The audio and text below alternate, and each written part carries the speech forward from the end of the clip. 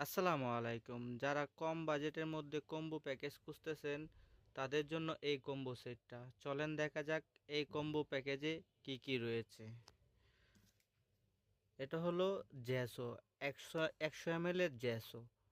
তারপর রয়েছে, এটা হচ্ছে মনমাডের অ্যাক্রিলিক কালার। যেহেতু সাদা কালারটা বেশি লাগে তার জন্য আমরা এই কম্বো প্যাকেজে 100 ml এর হোয়াইট কালার একটা দিয়ে দিয়েছি।